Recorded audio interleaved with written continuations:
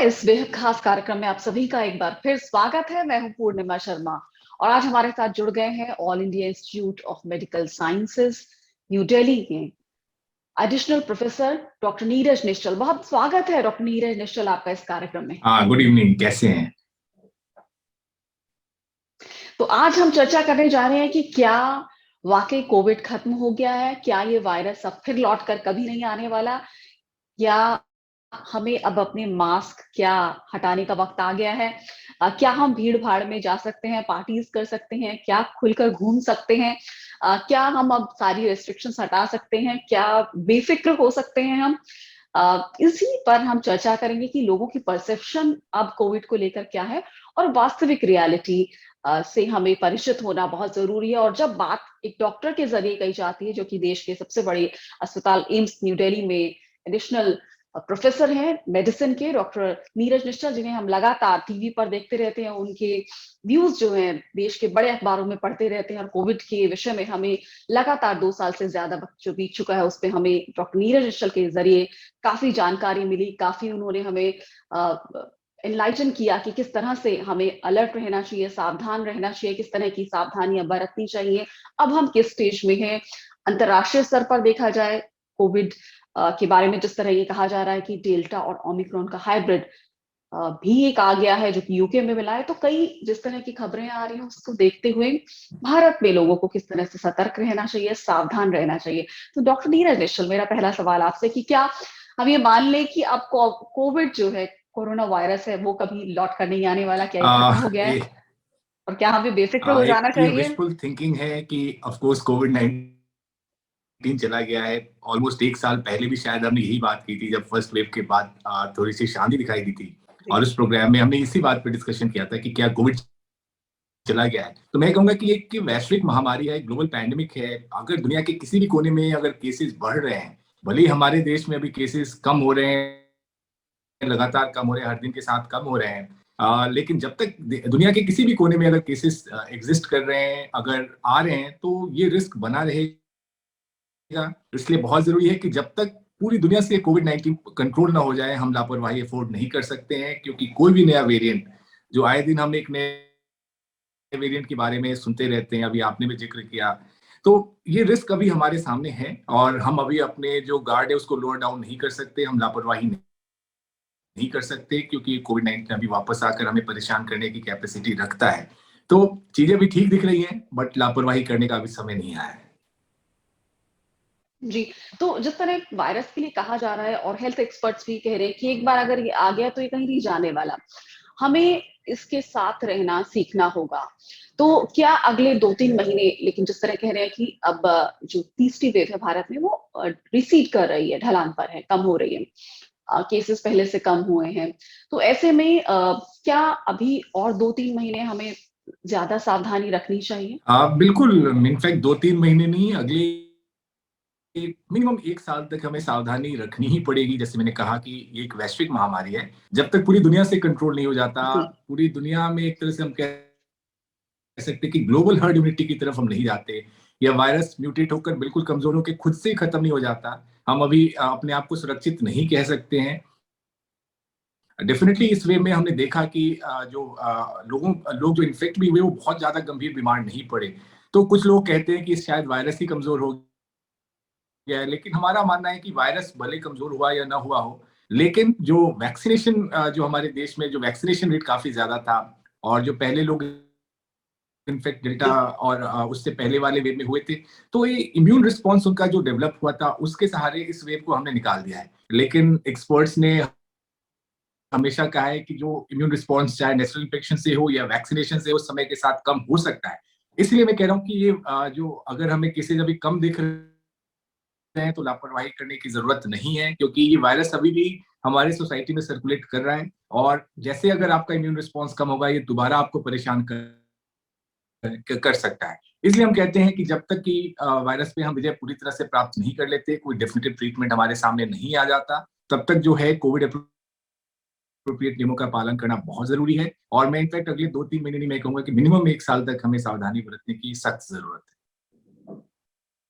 जी, doctor Neeraj निश्चल, आपने एक शब्द का इस्तेमाल किया, डेफिनेटिव ट्रीटमेंट। उसका क्या अर्थ है? कोई भी अगर जैसे बीमारी होती है, जैसे अगर हम इन्फेक्शन की बात करें, अगर किसी को जैसे ट्यूबरक्लोसिस होता है, तो हमारे पास जी। दवाइयां हैं जो हमें पता है कि एक समय, एक पर्टिकुलर ड्यूरेशन तक अगर कोई मरीज रेगुलरली वो दवाई ले तो वो बिल्कुल ठीक हो जाएगा। अगर हम मलेरिया की बात करें, हमें पता है कि अगर एंटी मलेरिया ले तो वो इंसान ठीक हो जाता है। वायरल इलनेसेस के बारे में है कि मोस्टली ये जो है बॉडी का इम्यून रिस्पॉन्स ही इस वायरल, कोई भी वायरल इन्फेक्शन को कंट्रोल करता है। एक कुछ एक्सेप्शंस हैं, जैसे एचआईवी के लिए दवाइयां हैं, हेपेटाइटिस बी और सी के लिए दवाइयां हैं, लेकिन और जो मेजोरिटी वायरल इलनेसेस हैं वो बॉडी खुद ही कंट्रोल करता है। तो कोविड 19 के अगेंस्ट भी कोई डेफिनेटिव हमारे पास ट्रीटमेंट नहीं है। जो भी हमारे पास अभी ट्रीटमेंट है मोस्टली सिम्टोमेटिक ट्रीटमेंट है।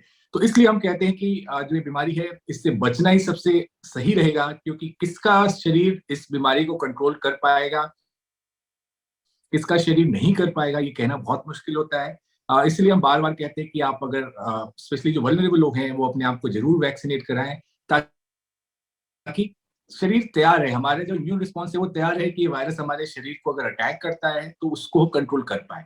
इसलिए वायरल इलनेस में जब भी वैक्सीनेशन के ऑप्शंस होते हैं, हमें वैक्सीन लगवा लेना चाहिए, क्योंकि वैक्सीन ही इस तरह के इन्फेक्शन के अगेंस्ट हमें लड़ने में हेल्प करता है। और इसके लिए अभी स्पेशली कोविड 19 के लिए हमारे पास कोई डेफिनेटिव ट्रीटमेंट नहीं है। जी, डॉक्टर नीरज निश्चल, आपने ये भी कहा कि जब किसी को वैक्सीन लग जाती है या फिर इन्फेक्शन होता है, उसके बाद जो इम्यूनिटी डेवलप होती है वो एक सर्टेन पीरियड के लिए होती है। तो उसकी कितनी अवधि तक इंटरनेशनल एक्सपर्ट्स बोल रहे हैं कि जो इम्यूनिटी डेवलप हो रही है, अगर किसी को ओमिक्रॉन हुआ या पहले 2 डोज लग चुकी हैं, तो ये कितनी अवधि तक वो के बाद वो कम होना शुरू हो जाती है? देखिए अभी भी जो है जैसे मैं कहूंगा ये बीमारी सिर्फ 2 साल पुरानी है, वैक्सीनेशन स्ट्रेटेजी लगभग 1 साल पुरानी है। तो जो प्योरली वैक्सीनेटेड पॉपुलेशन अब काफी कम रह गए हैं। अब एक तरह से मैं कहूंगा कि हाइब्रिड पॉपुलेशन ज्यादा है, या फिर वो लोग हैं जिनको पहले वैक्सीन लगा फिर इन्फेक्ट हुए, कुछ लोग थे जो पहले इन्फेक्ट हो गए फिर वैक्सीनेशन लगा। तो जो जी। इम्यून रिस्पॉन्स है वो ढेर सारे बाकी फैक्टर्स पे भी डिपेंड करता है। तो एक यूनिफॉर्म कहना कि सब में कितने दिन तक इम्यून रिस्पॉन्स रहेगा, ये कहना बहुत मुश्किल है, क्योंकि ये सिंपली एक एंटीबॉडी रिस्पॉन्स नहीं होता है जो हम मेजर कर पाते हैं। उसके अलावा जो सेलुलर इम्यूनिटी की हम बात करते हैं, टी सेल मीडिएटेड इम्यूनिटी की बात करें, मेमोरी सेल्स की बात करते हैं, वो मेजर करने का जो है एक हमारे पास, मैं कहूंगा कि जनरल पॉपुलेशन में सभी का मेजर करने की कैपेसिटी हमारे पास नहीं है। तो ये बताना बहुत मुश्किल है कि एक पर्टिकुलर आदमी के अंदर ये जब भी इन्फेक्शन के बाद, वैक्सीन के बाद, या दोनों का जो हाइब्रिड इम्यून रिस्पॉन्स होगा वो कितने दिन तक परसिस्ट करेगा, अभी हम क्लैरिटी के साथ नहीं कह सकते हैं। अलग अलग स्टडीज ने अलग अलग चीजें कही हैं, बट ये बहुत श्योर है कि जो भी लोग इन्फेक्ट हो चुके हैं, जिनमें वैक्सीनेशन लग चुका है, उनका इम्यून रिस्पॉन्स जो है मिनिमम 6 महीने से 1 साल तक रोबस्ट रहेगा। जैसे हमने देखा भी था, जो सेकेंड वेव में, जो फर्स्ट वेव में लोग इन्फेक्ट हुए थे उनके री इन्फेक्शन और बहुत ज्यादा बीमार होने की पॉसिबिलिटी रिलेटिवली कम थी। थर्ड वेव में हमने देखा कि जो लोग वैक्सीनेटेड थे, जिनको पहले इन्फेक्शन हुआ, जितनों को भी बीमारी हुई, जो इन्फेक्ट हुए, यूजुअली उनका जो है मैं कहूंगा कि माइल्ड टाइप का ही डिजीज रहा। तो डेफिनेटली इम्यून रिस्पॉन्स जो भी डेवलप हुआ है, चाहे वो वैक्सीन के चलते या नेचुरल इन्फेक्शन के चलते, वो आपकी मदद करता है। लेकिन कोरोना वायरस के साथ जो एक रिस्क जो हमेशा वैज्ञानिक, साइंटिस्ट, एक्सपर्ट्स वार्न करते रहते हैं कि ये वायरस बहुत तेजी से म्यूटेट करने की कैपेसिटी रखता है, और ये ऐसी कैपेसिटी डेवलप कर सकता है कि जो भी आपने इम्यून रिस्पॉन्स डेवलप किया हो, चाहे वो वैक्सीनेशन के थ्रू हो, नेचुरल इन्फेक्शन के थ्रू हो, उसको ये वेट करने में कैपेबल हो सकता है। इसीलिए हम बार बार कहते हैं कि वैक्सीनेशन के अलावा आपको कोविड नियमों का पालन करना है, क्योंकि जो मास्क आप पहनते हैं वो चाहे कोई भी वेरिएंट हो, उससे आपको बचाएगा। इनफैक्ट और भी कई बीमारियां हैं जिससे ये मास्क बचाएगा। तो मैं कहूंगा कि एक तरह से ब्लेसिंग इन डिस्गाइज है, अगर आप मास्क पहने तो और भी बीमारियां जैसे फ्लू हो गया, बाकी कॉमन कोल्ड हो गया, या फिर जो ट्यूबरक्लोसिस जैसी बीमारियां हैं, उसके अगेंस्ट भी आपको एक तरह से प्रोटेक्शन मिल रहा है। तो मैं कहूंगा कि कोविड अप्रोप्रिएट नियमों का पालन करें, जिससे न सिर्फ कोविड 19 पे हमें सहायता मिलेगी, उसके अलावा और भी जो इन्फेक्शियस बीमारियां हैं उसमें भी आप अपने आप को सुरक्षित कर सकते हैं। जी, आपने जिस तरह कहा कि ये जो वायरस है इसके बारे में कहा नहीं जा सकता कि अब कौन सा रूप लेगा। हो सकता है ये माइल्ड रूप में आए, वेरिएंट इसके आ सकते हैं नए, क्योंकि यूके में भी जिस तरह हमने देखा कुछ दिन पहले डेल्टा और ओमिक्रॉन का हाइब्रिड की बात हो रही है कि वो केस मिला, तो ये वायरस अपना रूप बदल सकता है, नए वेरिएंट भी आ सकते हैं, इसके बारे में ये नहीं कहा जा सकता कि नया वेरिएंट अब नहीं आएगा। तो जाहिर तौर पर जिस तरह हेल्थ एक्सपर्ट जीनोम सीक्वेंसिंग की भी बात कर रहे हैं कि ये देखते रहना पड़ेगा कि जो टेस्ट हो रहे हैं उनमें जो पॉजिटिव केसेस आ रहे हैं उनमें क्या ये वायरस क्या अपना रूप बदल रहा है। बिल्कुल, ये वायरस न चाहते हुए म्यूटेट करता है, क्योंकि इसमें जो प्रूफ रीडिंग की कैपेसिटी होती है, जो ह्यूमन सेल्स और जो एडवांस जो एनिमल्स हैं उनमें होता है, जो सेल्स रेप्लिकेट होता है, तो अगर कोई भी मिस्टेक अगर उस सेल के रेप्लिकेशन में आता है तो वो डिस्कार्ड हो जाता है। ऐसी कैपेसिटी इन वायरसेस में नहीं होती है, इसलिए जब भी रेप्लिकेट करेगा कुछ ना कुछ इसमें गलतियां होती रहती हैं। तो जो डार्विन की थ्योरी है सर्वाइवल ऑफ द फिटेस्ट, वो इस पर्टिकुलर वायरस पे भी लागू होता है, क्योंकि इस वायरस को पता है कि ये ह्यूमन होस्ट के बाहर सर्वाइव करना इसके लिए पॉसिबल नहीं है। तो जो भी म्यूटेशन इसको सर्वाइवल एडवांटेज देगा वो म्यूटेंट ज्यादा बेहतर पिक होगा। जैसे हमने ओमाइक्रॉन में देखा, ओमाइक्रॉन ज्यादा इन्फेक्शियस था, but at the same time notice किया गया कि जो लोगों में जो बीमारियां हो रही थी वो रिलेटिवली माइल्ड थी एज कम्पेयर टू जो डेल्टा वेरिएंट के साथ हमने देखा।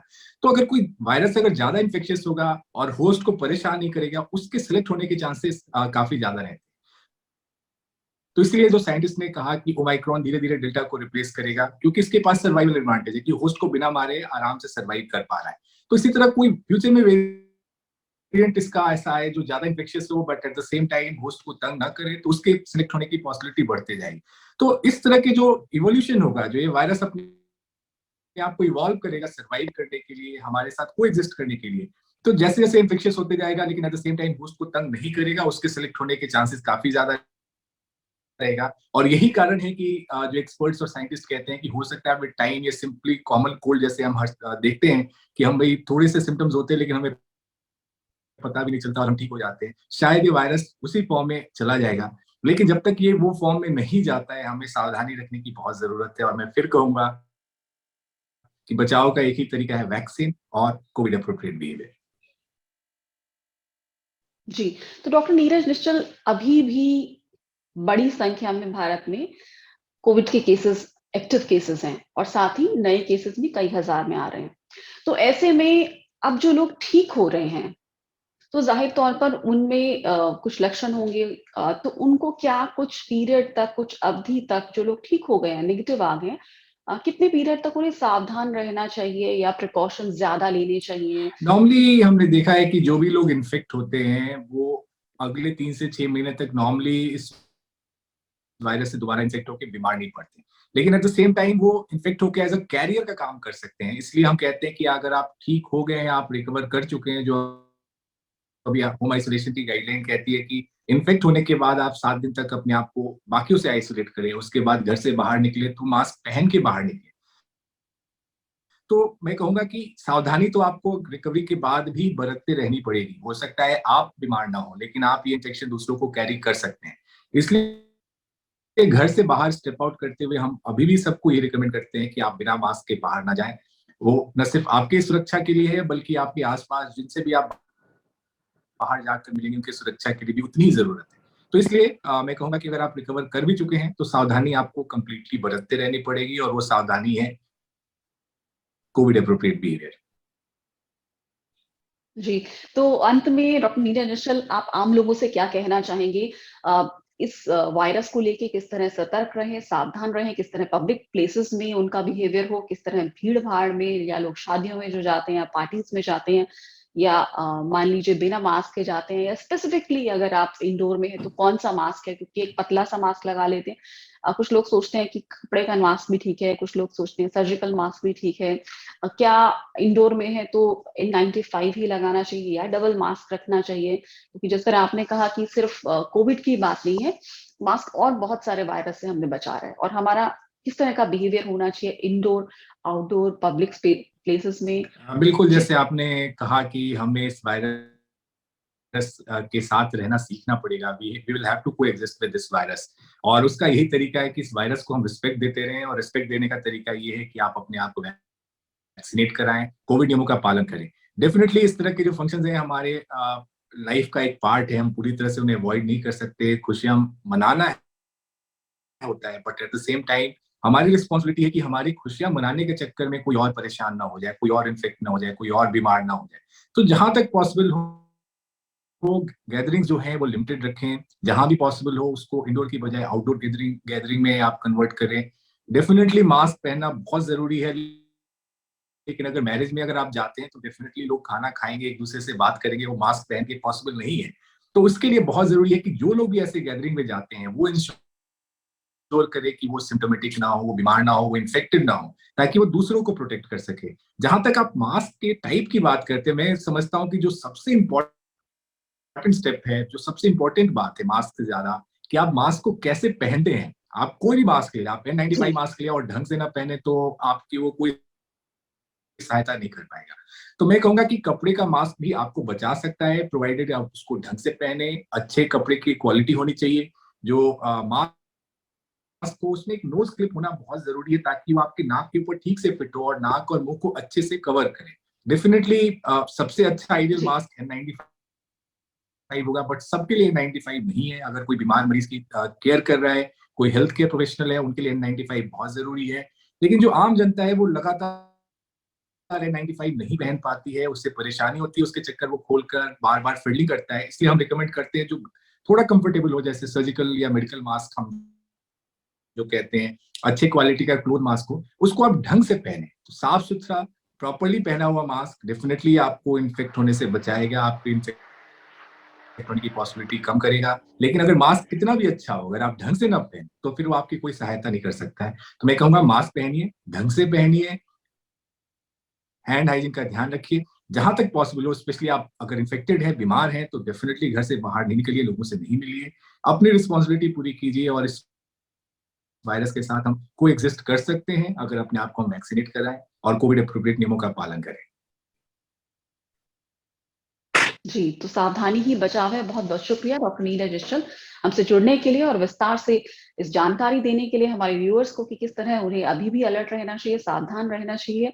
सारी सतर्कता, सारी सावधानी बरतते रहनी चाहिए क्योंकि ये वायरस जो है बहुरूपिया जिस तरह कहा जाता है, कब कौन-सा रूप बदल कर आ जाए इस बारे में कहा नहीं जा सकता। तो हमें अपने गार्ड लोअर नहीं करने। बहुत शुक्रिया इस थैंक कार्यक्रम का हिस्सा बनने के लिए।